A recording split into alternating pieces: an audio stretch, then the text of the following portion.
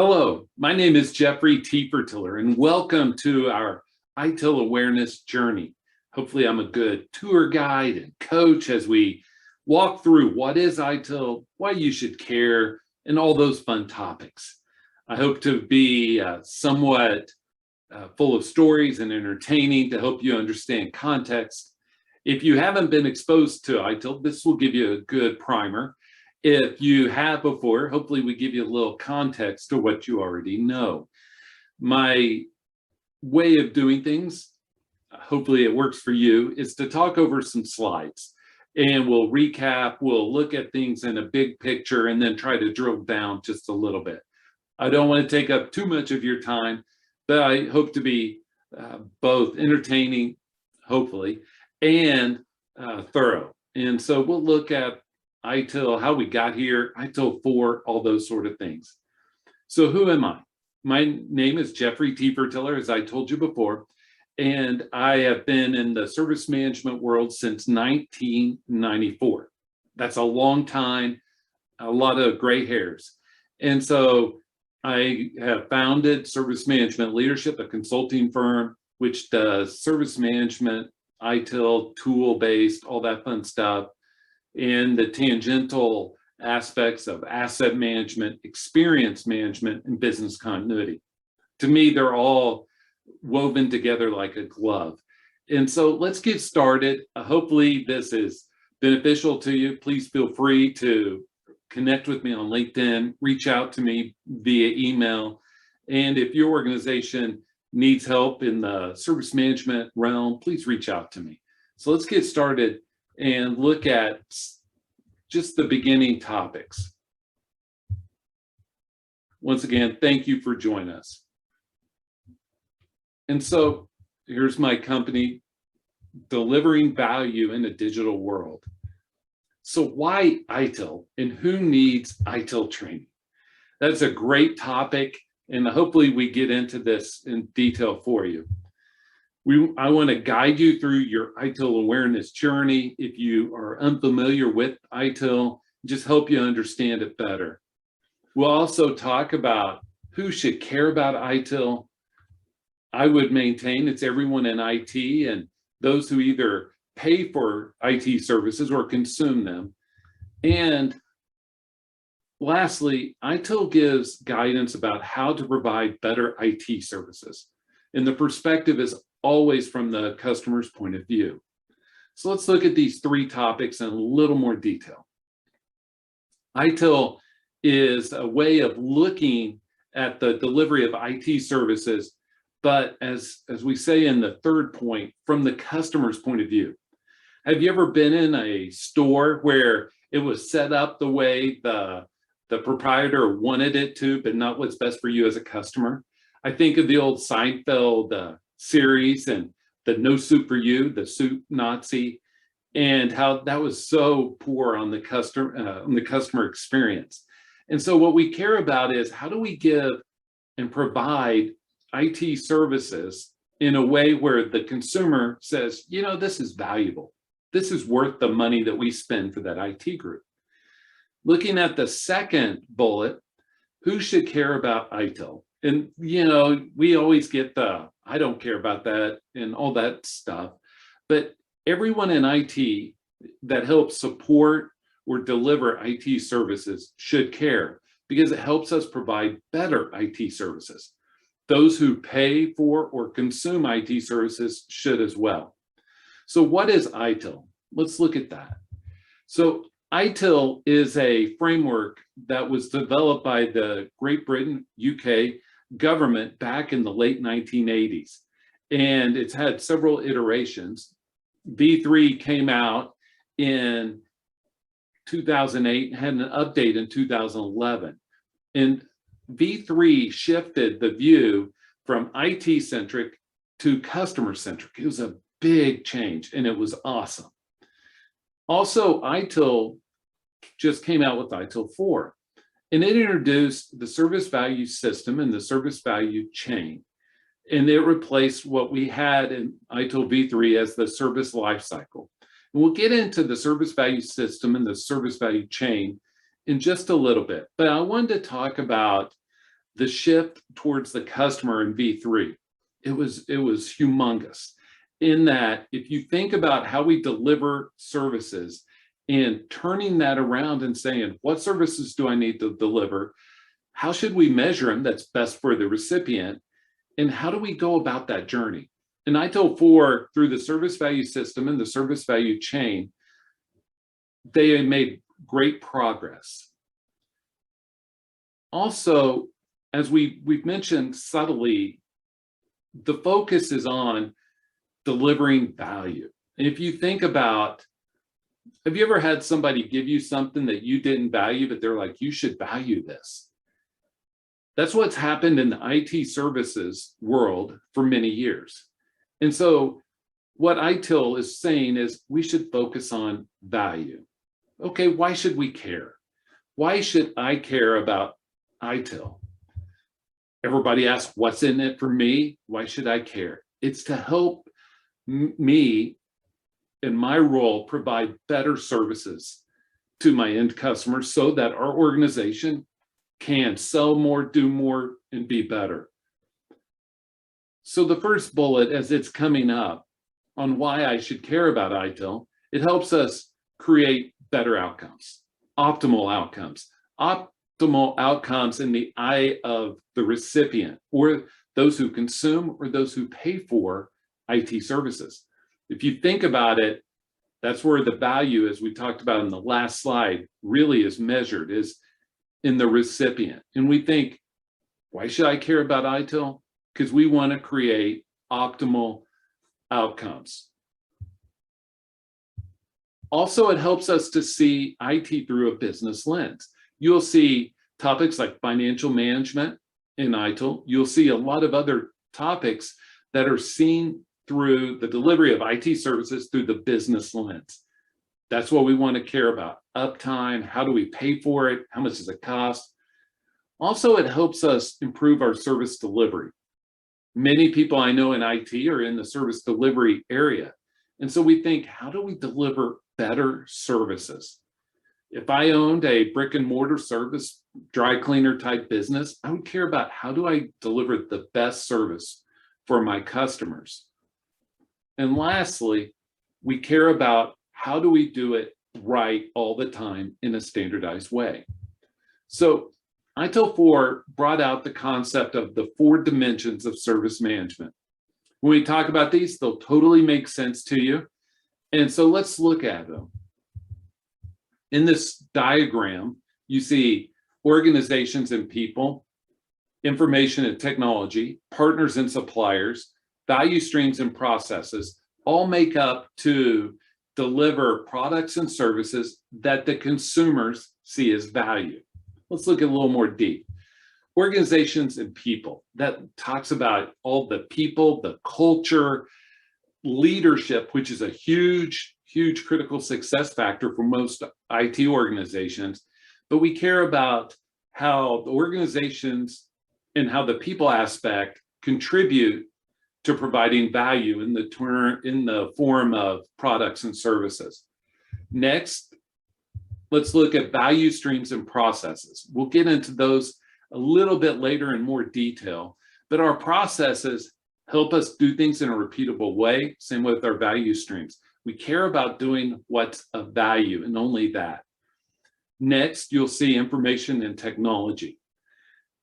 We're a technology company, or every company is a technology company. And so we care about leveraging the information in the technology, including data, to deliver these services, to deliver these products that are seen as value.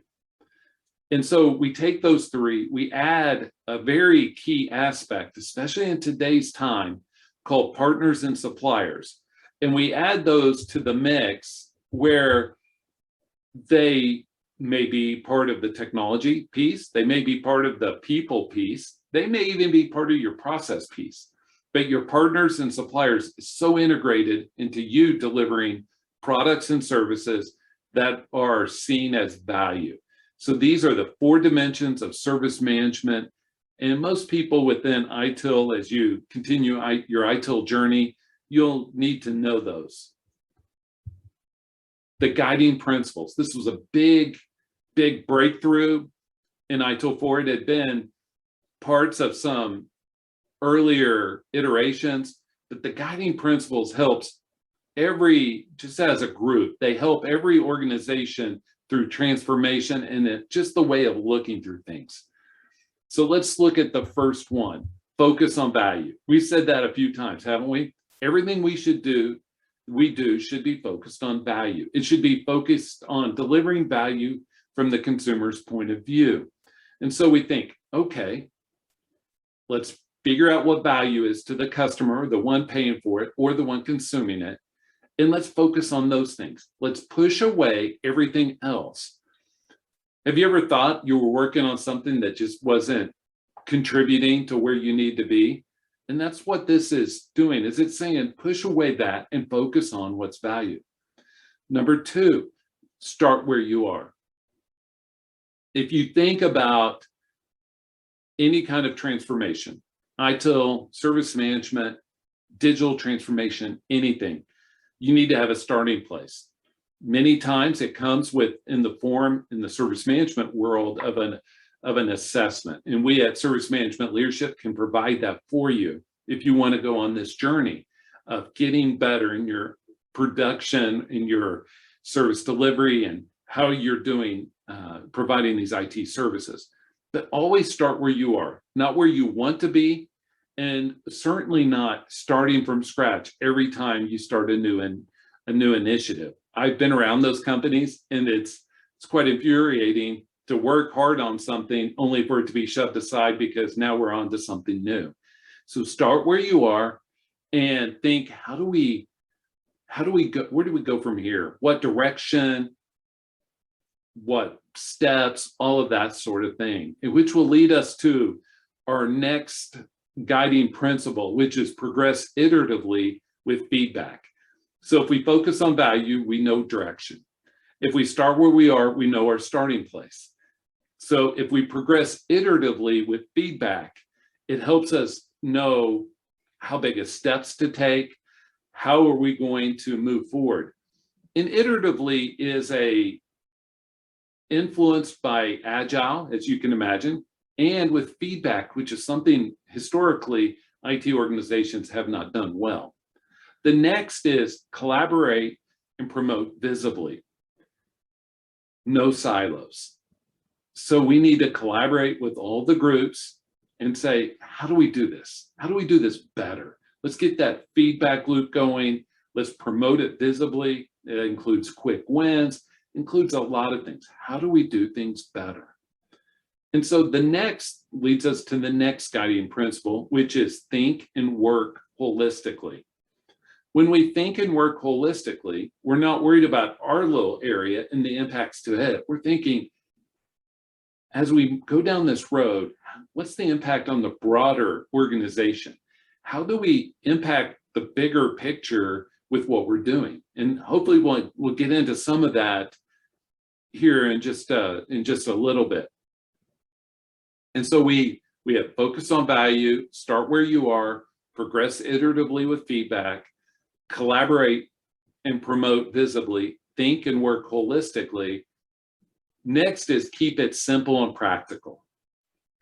I have many friends outside of IT who deal with IT people, and they're continuously frustrated because IT will use these acronyms or these names for things, and we just don't understand. So this guiding principle is saying, let's just make it simple. Let's make it practical. Let's build our IT services as simply and as practically as possible. And last, optimize and automate. You always have to optimize what you're doing before you automate it. If not, you're going to automate. So automation is basically speeding up outcomes.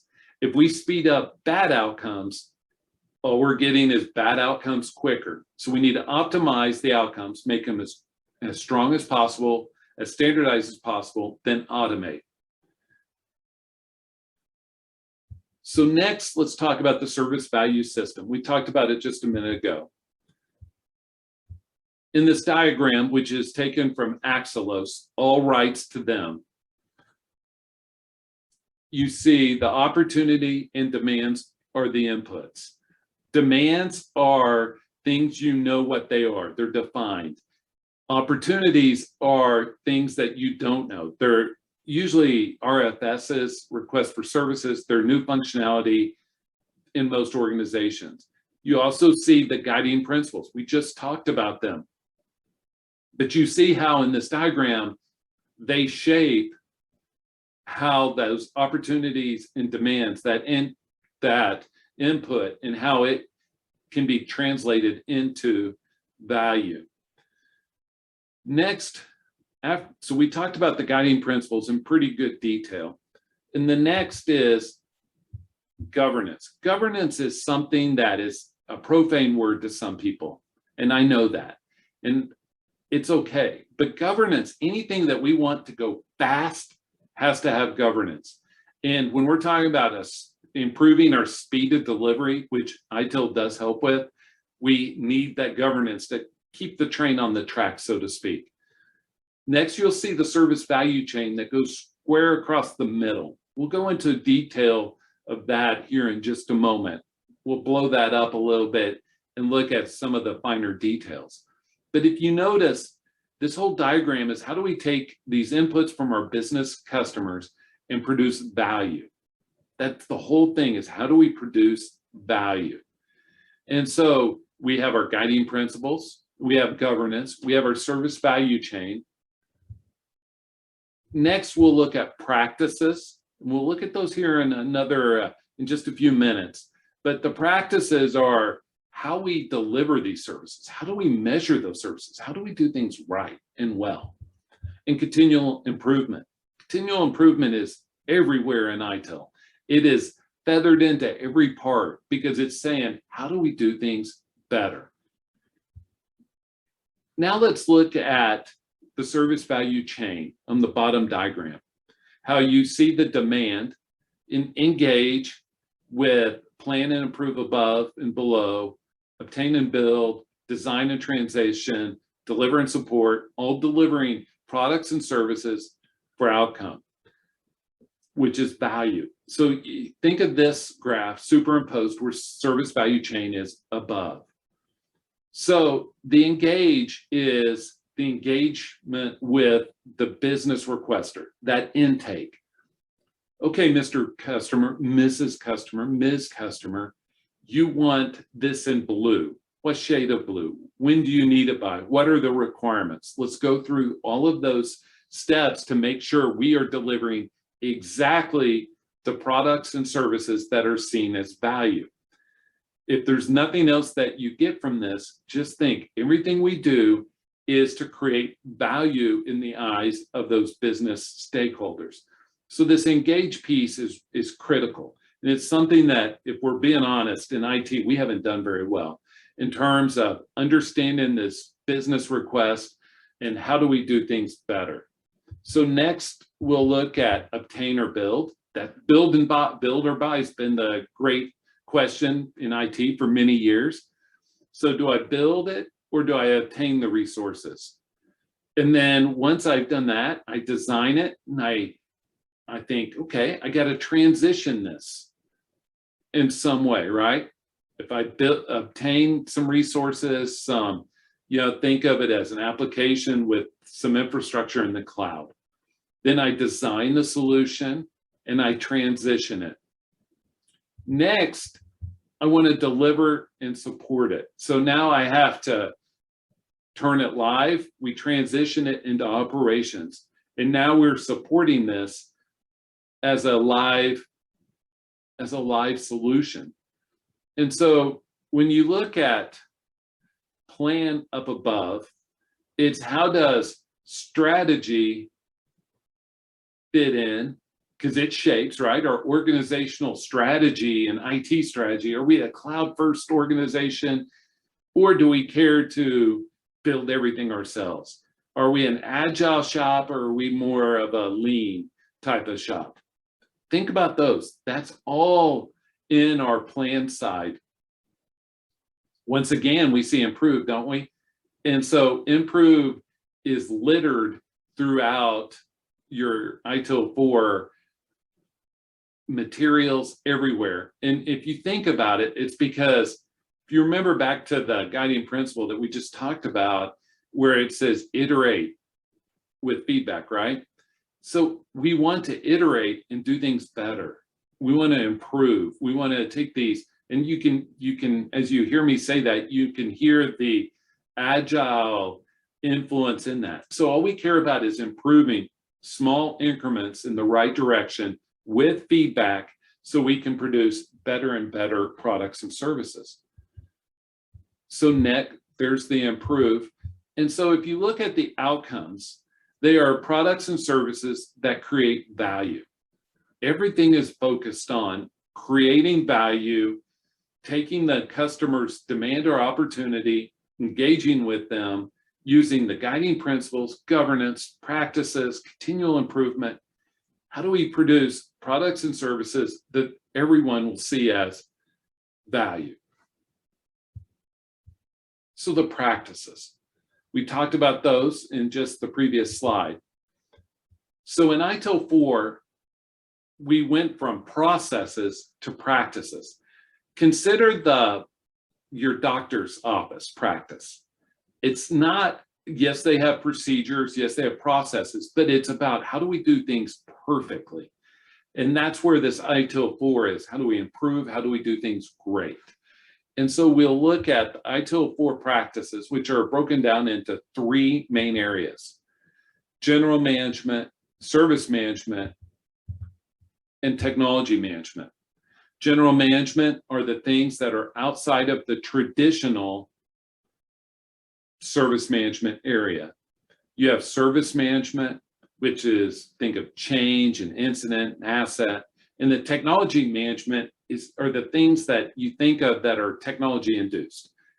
Deployment, CI/CD, platform management, software deployment, all of those that are tool based. So we won't get into these, but just think, how do we leverage each group of these to produce better services? Balance. In our day and time, we have this big push to technology. Everybody leans on technology, and technology is awesome. But how do we create balance? We need to balance the people aspects, the processes and practices, and the technology aspects. We have great ITSM tooling. Great. In this world we live in today, we could not imagine 10 years ago. But it doesn't mean the people or process are less needed, does it? No. It means it may be more needed so we can leverage the technology to enable better solutions. What we're solving are business problems enabled by technology. And so when we look at the people aspect, think about how many people it takes to deliver an IT service, whether it's your in-house personnel, your vendors, your suppliers, your third parties, but also your leadership, your business consumers, your stakeholders. There are many people involved into delivering these IT services. And so my guidance to you is consider the people aspect as part of the balance, because they're executing the processes and practices. They're also the ones that are programming the technology to do what it's supposed to do. Processes are leveraged now more than ever. We care about efficiency. We care about doing things well, doing things right. And so consider how you can leverage processes and do things repeatably in a standardized way and leverage the technology to do so, but to do things in such an optimized way that you are delivering value each and every time. And as we said before, the technology executes the processes and practices. For example, your ITSM tool has a workflow for incidents. It may have tasks that go to different stakeholders to do their role and close the task. It's just executing the technology. It's just executing that process. So make sure your process is as tight as it can be, and then let the tool take over, and the automation will carry it and help you do things in a much better way. Also, we need to measure. It's something we haven't talked about yet on this brief awareness, ITIL awareness, but the need to measure is big, and to calibrate and recalibrate your direction, speed, and risk. For example, think about this. If you are on an ocean journey and you're leaving the east coast of the US towards Europe and Asia, you're off and you go 1 mile. For every degree you're off, you lose sight 92 feet. And so that gets into how we need metrics to calibrate, but it also gets into changing the paradigm. Because being off 1, 2, 3, 4 degrees means that if we get 10 degrees off, we leave the US, we may miss Europe, we may hit Africa.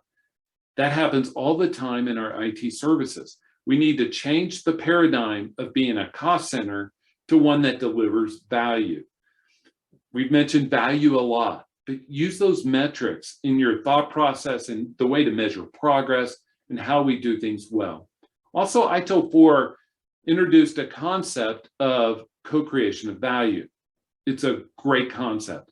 It means that the service provider and the service consumer work together to create the value. Because I can't create value and hand it to you. We need to work together, and you help me understand what value is. I work on it, show you a pilot or a sample, and we work back and forth, and then that's the co-creation of value. Huge concept, but just think of it as both sides of the transaction working together to create value. Also, if we're going to change the paradigm of being a cost center to one that delivers value, we need alignment with all stakeholders, wouldn't you think? So that they all see that we are indeed producing value. But that's a relationship. In that current alignment, just because like any other relationship, just because we're in a line today, that doesn't mean I'm aligned tomorrow or the next day. And just like a relationship doesn't mean if it's good today, it'll be good tomorrow. We all have relationships like that, right? Where you can't assume that. And so this alignment is a relationship filled with give and take that always needs to be calibrated and brought back to center.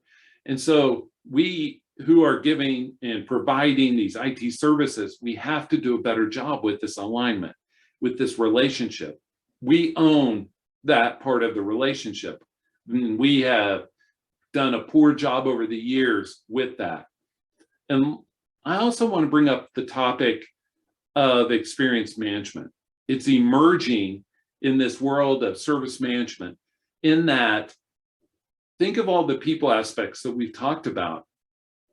We need to help their experience in delivering these IT services, whether they're on the delivery side or the consumption side. We care about experience. Okay, what now? What now, Jeffrey? Why should I care? What now?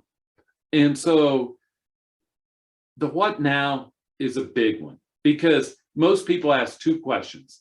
So what? Why? And what now? And the what now, you have many, many choices. You can further your knowledge through an ITIL 4 class. I hope to have a live session soon. So you can take the step and further your ITIL knowledge through certifications. I did it. It's really been a great thing for me because it's helped me understand the service delivery of IT services through a business lens. And it's really given me an advantage versus people who don't see it that way. You can also apply what you've learned in this to your current environment. Look, say, hey, why don't we look at this from the other side of things? Let's figure out what value looks like and work towards that. That'd be a great what now, wouldn't it? Is taking this short video and applying it to your environment. So you can further your knowledge. And I have a YouTube channel and some podcasts, all that stuff that are all free and you can use to help your knowledge. Also, we'll have some free ITIL 4 training to help you prepare you for your certification. And also, you don't need a certification to be able to apply it. You can apply it today and tomorrow to your current environment.